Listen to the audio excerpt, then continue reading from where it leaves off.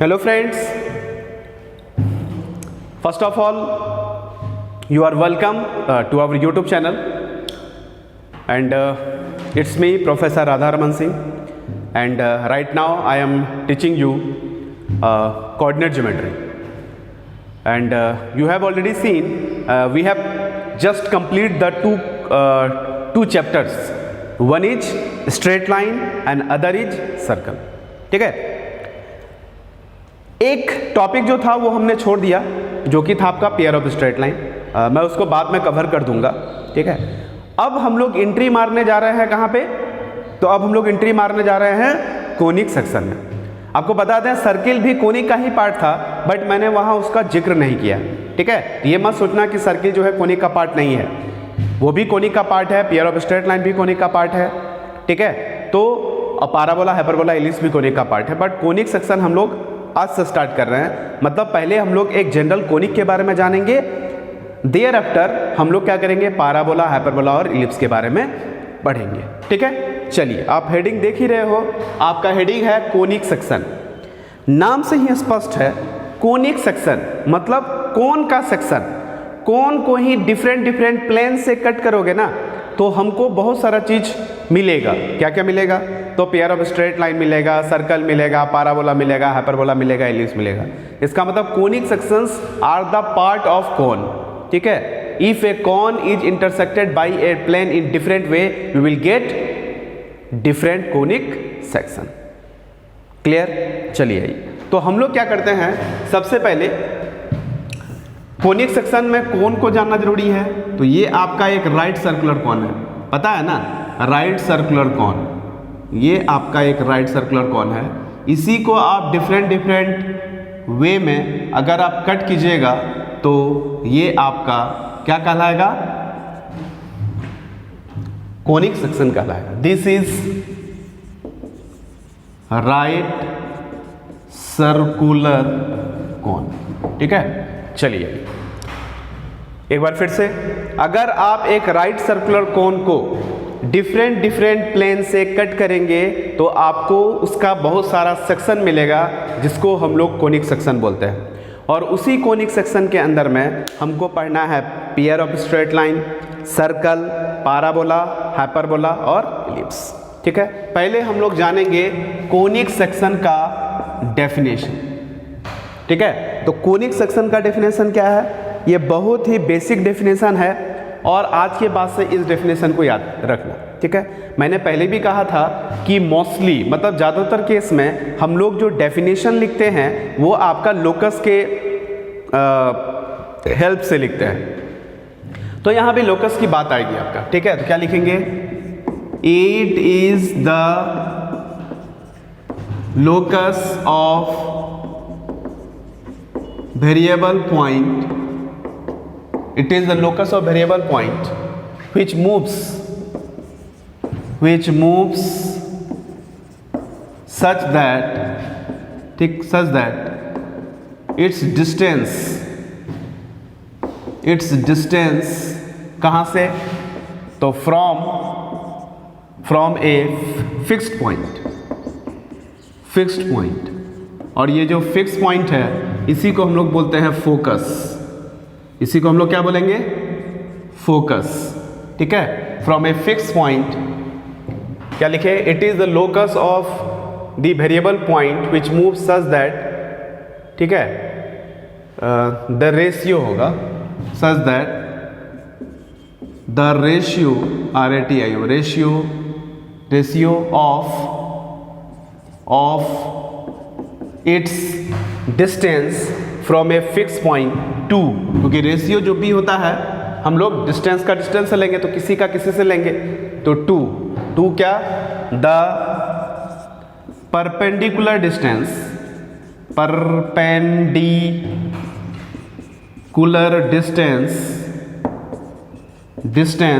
From a fixed line. और ये जो फिक्स लाइन है इसी को हम लोग बोलते हैं डायरेक्ट्रिक्स. ठीक है, is always constant, always constant.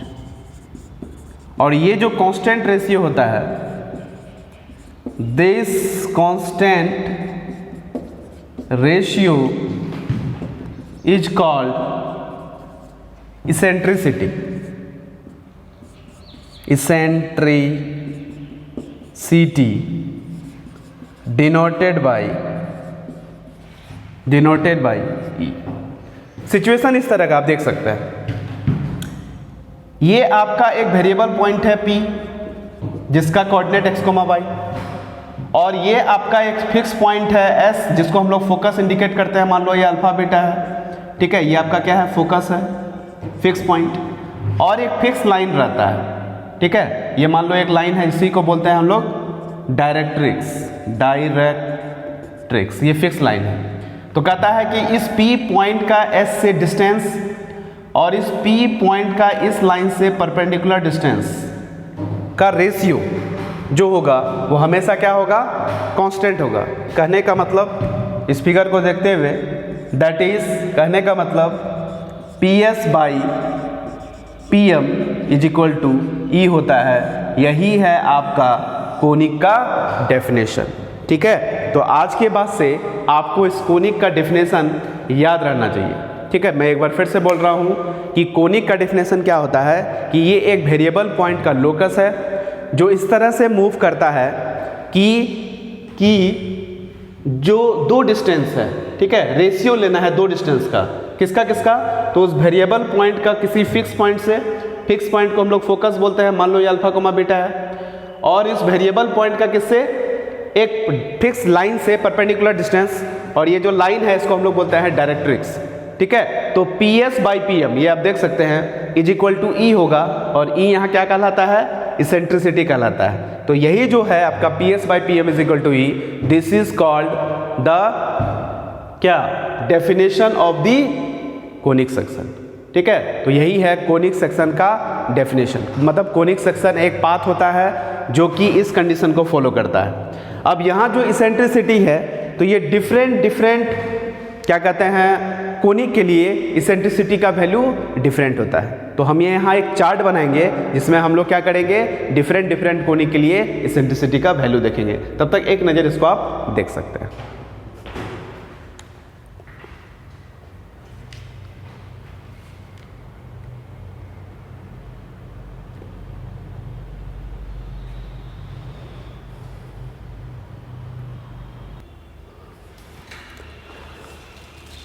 Hello friends, एक तरफ मैं लिखता हूं वैल्यू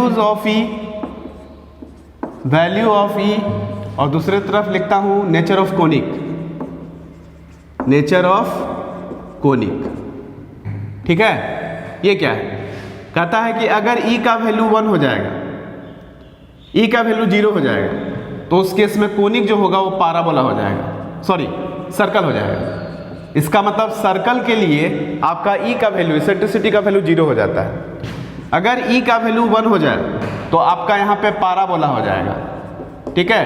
तो PS/PM इज इक्वल टू 1 हो जाए तो उस केस में क्या हो जाएगा, ई का वैल्यू 1 हो जाएगा, और उस केस में जो भी कोनिक होगा आपका पाराबोला हो जाएगा। और ई का वैल्यू अगर 1 से छोटा और 0 से बड़ा हो जाए, मतलब 0 और 1 के बीच में रहे, तो इस केस में आपका इलिप्स हो जाएगा, मतलब वो जो कोनिक होगा वो आपका इलिप्स हो जाएगा, ठीक है। अगला, अगर ई का वैल्यू जो है 1 से बड़ा हो जाए और इन्फिनिटी से छोटा हो जाए, तो इस केस में आपका हाइपरबोला हो जाएगा, ठीक है। लेकिन अगर ई का वैल्यू इन्फिनिटी हो जाए तो उस केस में वो पेयर ऑफ स्ट्रेट लाइन हो जाएगा, पेयर ऑफ स्ट्रेट लाइन हो जाएगा। तो यही है डिफरेंट ई के लिए कोनिक का नेचर। तो ये एक चार्ट है, इसको आप याद कर लीजिए क्योंकि ऑब्जेक्टिव क्वेश्चंस यहाँ से पूछे जाते हैं, ठीक है। ई अगर 0 रहेगा तो सर्कल हो जाएगा, ई अगर 1 रहेगा तो पाराबोला हो जाएगा। ई का वैल्यू अगर, ई स्टैंड्स फॉर इसेंट्रिसिटी, अगर 0 से 1 रहा तो इलिप्स हो जाएगा, 1 से इन्फिनिटी रहा तो हाइपरबोला हो जाएगा, और अगर इन्फिनिटी हो जाता है तो उस केस में जो कोनिक होगा वो आपका पेयर ऑफ स्ट्रेट लाइन होगा। तो ये सब जो आपको दिख रहा है ये सब पेयर ऑफ कोनिक का पार्ट है। लेकिन हम लोग सर्किल को ये नहीं बोले कि कोनिक के अंदर में रखते हैं, ये कोनिक है, लेकिन हम लोग कोनिक सेक्शन कहाँ से स्टार्ट किए, पाराबोला से। ठीक है। तो इसका मतलब ये नहीं कि सर्कल कोनिक का पार्ट नहीं है, सर्कल भी कोनिक का पार्ट है, बट स्पेशली हम लोग कोनिक जो है पैराबोला के जस्ट पहले मतलब अभी आपको इंट्रोड्यूस करा रहा हूँ, ठीक है। तो ये आपको समझ में आ गया होगा। अब हम लोग क्या करते हैं, डेफिनेशंस का यूज करते हुए कोनिक का इक्वेशन लिखते हैं, ठीक है। तो इसको एक नज़र देखो, फिर आगे बात करते हैं।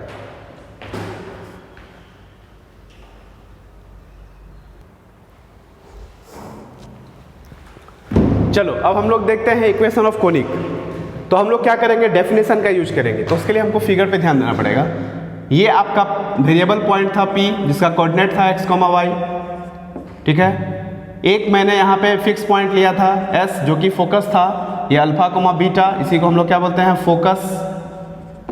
और एक यहाँ लाइन था जो कि डायरेक्ट्रिक्स था, डायरेक्ट्रिक्स, ठीक है, डायरेक्ट्रिक्स, TRICX, डायरेक्ट्रिक्स। इस लाइन का हम इक्वेशन ले लिए AX plus BY plus C is equal to 0, ठीक है। हमको इसको S से मिलाना है, एक लेंथ हो जाएगा, और दूसरा P से परपेंडिकुलर डालना है इस लाइन पे। मान लो ये M है, ठीक है। तो हम लोग इसको क्या बोले थे, by the definition of conic हम यहाँ लिख सकते हैं, by definition of conic. Conic के डेफिनेशन क्या था, तो कोनिक का डेफिनेशन था PS by PM is equal to E। इसको हम लिख सकते हैं PS is equal to EPM, ठीक है। स्क्वायरिंग बोथ साइड कर दो, तो PS का square is equal to E square PM का स्क्वायर। PS मतलब डिस्टेंस फार्मूला, तो हो जाएगा x माइनस अल्फा का whole square plus y minus beta का होल स्क्वायर। स्क्वायरिंग नहीं, स्क्वायर रूट नहीं है क्योंकि स्क्वायर क्या हुआ है, is equal to E square, और PM मतलब लेंथ ऑफ परपेंडिकुलर, तो यहाँ हो जाएगा AX plus BY plus C का मॉड, तो मॉड खत्म क्योंकि स्क्वायरिंग क्या हुआ है, divided by A square plus B square का स्क्वायर रूट होता है, लेकिन स्क्वायर रूट नहीं रहेगा क्योंकि स्क्वायरिंग किया हुआ है। तो ये जो आपको दिख रहा है यही है आपका क्या, इक्वेशन ऑफ कोनिक, ये आपका डायरेक्ट्रिक्स है, ठीक है। This is equation of conic, clear. तो कभी भी कोनिक का इक्वेशन लिखना है तो आप कुछ नहीं करेंगे, आप सीधे क्या करेंगे, डेफिनेशन को यूज करेंगे। कोनिक का डेफिनेशन एकदम रटा हुआ होना चाहिए, PS by PM is equal to E, एकदम कुछ नहीं है, एक लाइन है, PS by PM is equal to E, जहाँ E क्या होगा, एसेंट्रिसिटी होगा। डिफरेंट कोनिक के लिए एसेंट्रिसिटी का वैल्यू पता है, जस्ट मैंने आपको दिखाया, ठीक है। तो एक चीज़ गौर कर, याद कीजिए, जब आप स्ट्रेट लाइन पढ़ रहे थे तो मैंने आपको बताया था minimum requirement to write the equation of a straight line, and obviously it is two, one a point other is slope. और याद कीजिए जब आप सर्कल पढ़ रहे होंगे तो वहाँ भी सर्कल का इक्वेशन लिखने के लिए मिनिमम रिक्वायरमेंट था, क्या क्या था जी, तो एक सेंटर, दूसरा रेडियस। उसी तरह कोनिक का इक्वेशन लिखने के लिए भी मिनिमम रिक्वायरमेंट आपके पास क्या है, 2 है, तीन है यहाँ पे। एक आपको क्या पता होना चाहिए, एक आपका फोकस पता होना चाहिए, एक आपका डायरेक्ट्रिक्स पता होना चाहिए, और इसेंट्रिसिटी तो आप हर कोनिक ले जा नहीं रहे।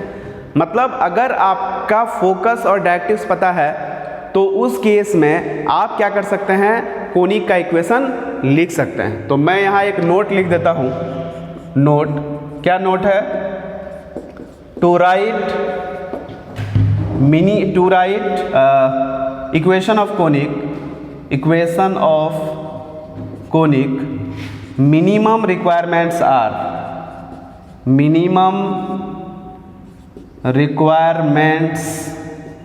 are, क्या क्या है, तो एक सबसे पहला है फोकस और दूसरा है डायरेक्ट्रिक्स, ठीक है। बाकी इसेंट्रिसिटी तो आप जान ही रहे। इसका मतलब कभी भी आपको कोनिक का इक्वेशन लिखना है तो आपके जहन में 2 बातें होनी चाहिए कि डायरेक्ट्रिक्स और फोकस दिया हुआ है कि नहीं है। अगर डायरेक्ट्रिक्स और फोकस दिया हुआ है, you can easily write the equation of the conic with the help of the definition of the conic. And what is the definition of the conic, you can see PS by PM is equal to E, ठीक है। For different conic the value is E is different, you have already see, ठीक है, you have already seen in this lecture. So I hope you can easily write the definition of the conic. Okay, चलिए इसको एक नजर देखिए, फिर मैं कुछ और बताता हूं इसके बारे में।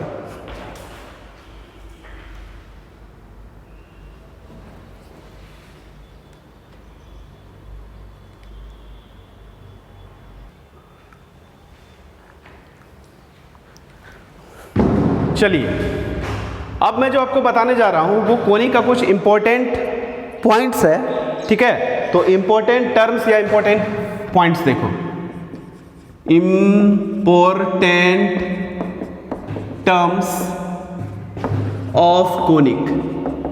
कोनिक के कुछ टर्म्स है जो आपको जानना चाहिए, ठीक है। तो इसमें जो पहला आता है वो है आपका एक्सिस। एक्सिस क्या होता है? तो एक्सिस वो स्ट्रेट लाइन होता है, ठीक है, जो कि फोकस से पास करता है और डायरेक्ट्रिक्स के हमेशा परपेंडिकुलर होगा। तो हम यहां लिखेंगे the straight line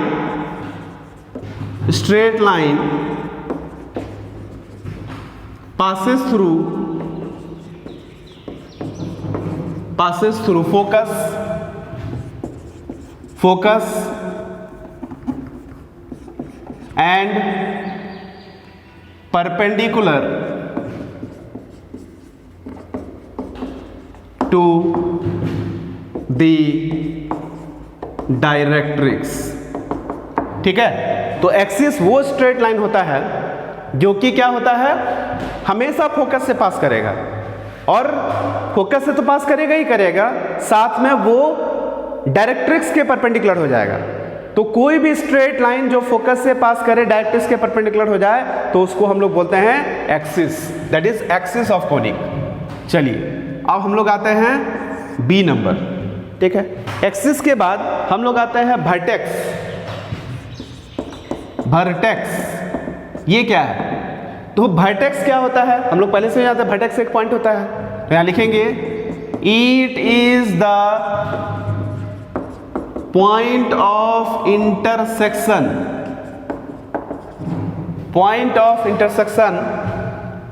of the conic and axis of conic. मतलब जहां कोनिक का एक्सिस कोन से इंटरसेक्ट करता है, तो जिस पॉइंट पर इंटरसेक्ट करेगा वही पॉइंट क्या कहलाएगा, आपका वर्टेक्स कहलाएगा। तो vertex is the point of intersection of axis of conic and conic itself. मतलब जहां कोनिक और कोनिक का एक्सिस इंटरसेक्ट करता है उसी को हम लोग बोलते हैं वर्टेक्स। क्लियर? चलिए आइए, अब आते हैं focal chord, C number. Focal chord नाम से ही स्पष्ट है, ऐसा कॉर्ड जो फोकस से होके पास करे, ठीक है। लिखो, a chord is said to be focal chord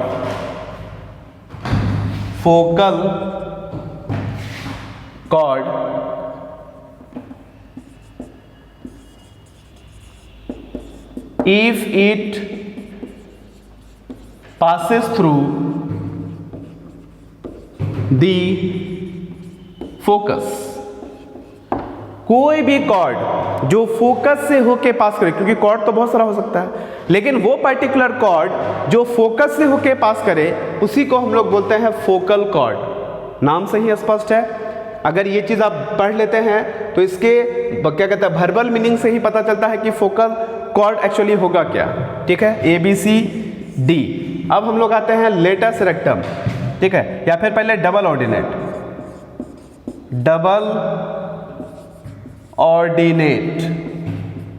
कहता है कि ये एक लाइन सेगमेंट है। लिखो, it is the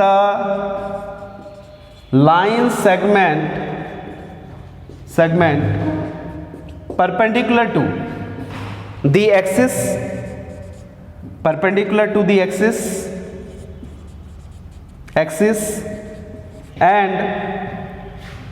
and terminated to curve।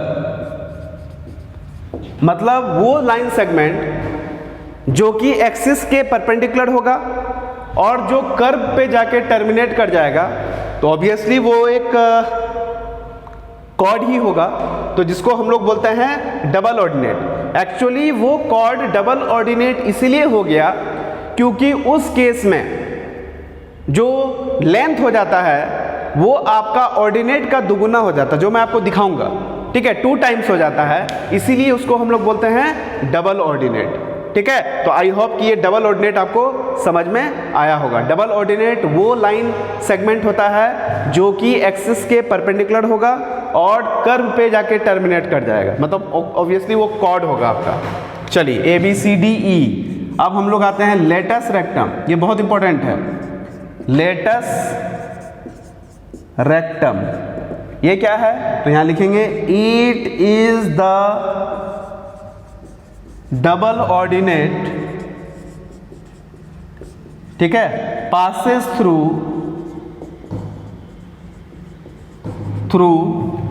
The focus of conic. कहने का मतलब लेटस रेक्टम डबल ऑर्डिनेट ही होता है, लेकिन वो स्पेशल डबल ऑर्डिनेट है जो कहां से पास करता है, तो फोकस से पास करता है। मतलब फोकस से पास करने वाला वो डबल ऑर्डिनेट या वो क्या बोलते हैं लाइन सेगमेंट जो कर्व पे जाके टर्मिनेट करे और एक्सिस पे तो परपेंडिकुलर होगा ही होगा, तो उसको हम लोग बोलते हैं लेटस रेक्टम। तो ये 5 पॉइंट है जो कि आपको, या 5 गो टर्म है कोनिक का जो कि आपको अच्छी तरह से आना चाहिए। एक एक्सिस, दूसरा वर्टेक्स, तीसरा फोकल कॉर्ड, चौथा डबल ऑर्डिनेट और 5वां है लेटस रेक्टम। जब मैं फिगर बनाऊंगा पाराबोला तो मैं आपको ये सारा पॉइंट या सारा टर्म को वहां पे आपको फिर से दिखाऊंगा कि कौन सा वर्टेक्स है, कौन सा डायरेक्ट्रिक्स है, कौन सा फोकस है, उसके बाद आपका कौन एक्सिस है, कौन वर्टेक्स है, कौन फोकल कॉर्ड है, किसको डबल ऑर्डिनेट बोलेंगे और किसको लेटस रेक्टम बोलेंगे। ठीक है, तो इसको एक नज़र देखिए, फिर मैं कुछ और नया चीज़ लेकर के आपके सामने आता हूँ।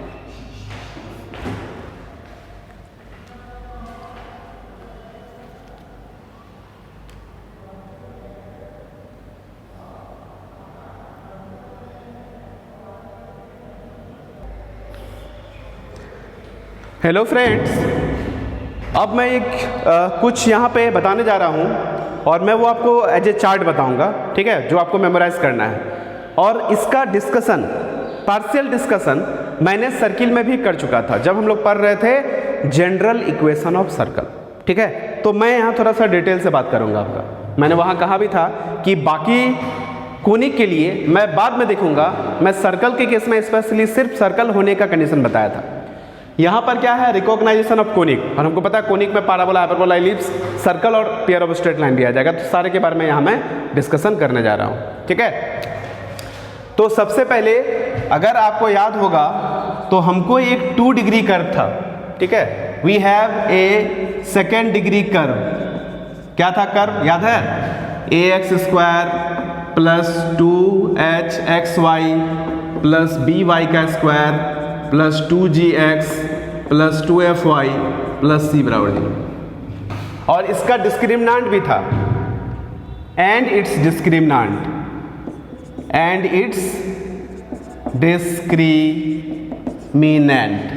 जिसको हम लोग डेल से इंडिकेट किए थे, और वो था ABC plus 2fgh minus AF² minus BG² minus CH²। इसको याद रखने का टेक्निक ये भी था, ABC ये 3/3 ऑर्डर का डिटर्मिनेंट था, और इसके बाद ABC के बाद क्या आया था, H, तो यहाँ H, यहाँ H, फिर यहाँ G, फिर यहाँ G और यहाँ F, ठीक है, फिर यहाँ F और यहाँ C। अगर इस 3/3 ऑर्डर के डिटर्मिनेंट को ब्रेक करोगे तो ये ऊपर वाला डाटा आता है। तो आप H डेल्टा को, मतलब डिस्क्रिमिनेंट को ऐसे भी याद रख सकते हैं। ठीक है, चलिए आइए अब मैं यहाँ एक चार्ट बना देता हूँ। एक चार्ट बनाता हूँ। केस फर्स्ट, पहला केस था कि if del does not equal to 0, अगर del does not equal to 0 है तो उस केस में अब यहाँ पे क्या लिखेंगे, कंडीशन, एक तरफ कंडीशंस और दूसरे तरफ लिखेंगे कोनिक। ठीक है, ये चार्ट आप याद कर लो। डेल तो डज नॉट इक्वल टू 0 होगा ही हर हाल में। क्या था, a is equal to b and h is equal to 0, coefficient of x square is equal to coefficient of y square and coefficient of x y जो कि h है वो अगर 0 हो जाए तो ये था आपका किसका केस, याद है, ये आपका था सर्किल। तो इस केस में यहाँ लिखेंगे सर्कल, जो कि हम लोग पहले भी जान चुके हैं। ठीक है, अब नेक्स्ट आते हैं, अगर h square minus a B exactly 0 हो जाए तो ये केस था पाराबोला का। ठीक है, ये पाराबोला हो जाएगा। अगर h square minus a b अगर इक्वल टू 0 हो जाता है तो ये इंडिकेट किसको करेगा, पाराबोला को। तीसरा आइए, अगर h square minus a be less than 0 हो जाए तो इस केस में जो कोनिक होगा वो आपका इलिप्स हो जाएगा। चौथा आइए, अगर h square minus a b greater than 0 हो जाए तो इस केस में जो कोनिक होगा वो आपका हाइपरबोला हो जाएगा। ठीक है, पांचवा, h square minus a b greater than 0 and a plus b बराबर 0 तो इस केस में हो जाएगा रेक्टेंगुलर हाइपरबोला, रेक्टेंगुलर हाइपरबोला। तो ये है कुछ बेसिक इंफॉर्मेशंस जो कि आपको आना चाहिए। और आपको बता दें, खास करके ऑब्जेक्टिव क्वेश्चंस के लिए ये बहुत ही इंपॉर्टेंट है कि किस सिचुएशन में कौन सा कर्व जो है, मतलब ये जो 2 डिग्री कर्व है ये किसको रिप्रेजेंट करेगा। ठीक है, तो इस चार्ट को एक नज़र देखिए, फिर मैं आगे बात करता हूँ।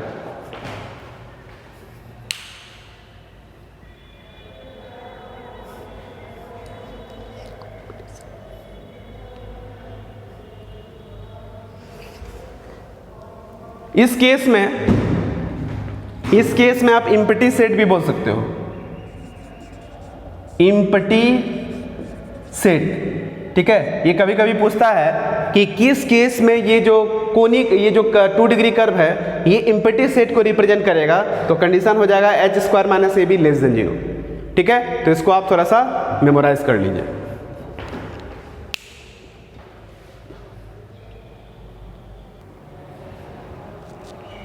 हेलो फ्रेंड्स, मैंने एक चीज़ और बताया था कि पेयर ऑफ स्ट्रेट लाइन भी कोनिक का ही पार्ट है। तो पेयर ऑफ स्ट्रेट लाइन होने के लिए डेल मस्ट भी 0 होना चाहिए। अगर डेल का वैल्यू 0 हो गया तो पेयर ऑफ स्ट्रेट लाइन होगा। लेकिन उसमें भी बहुत सारे कंडीशंस हैं। कंडीशन क्या है, देखो कि अगर h square minus a b equal to 0 हो जाए तो वो पेयर ऑफ कॉन्सोनेंट लाइन होगा। उसके मतलब दोनों जो लाइन होगा वो आपस में एक दूसरे पे ओवरलैप किया हुआ रहेगा। ठीक है, अगर h square minus a b does not equal to 0 हो जाता है तो पेयर ऑफ स्ट्रेट लाइन तो होगा, लेकिन उस केस में इंटरसेक्टिंग होगा। तो उस केस में जो पेयर ऑफ स्ट्रेट लाइन होगा वो इंटरसेक्टिंग लाइन्स होगा। चलिए, अगर h square minus a b greater than 0 हो जाता है तो या तो वो रियल हो सकता है या तो imaginary. Pair of straight line तो होगा ही, लेकिन रियल भी हो सकता है और इमेजिनरी भी हो सकता है। चलिए, लास्ट केस, अगर h square minus a be less than 0 हो जाए तो इस केस में आपको एक पॉइंट मिलेगा।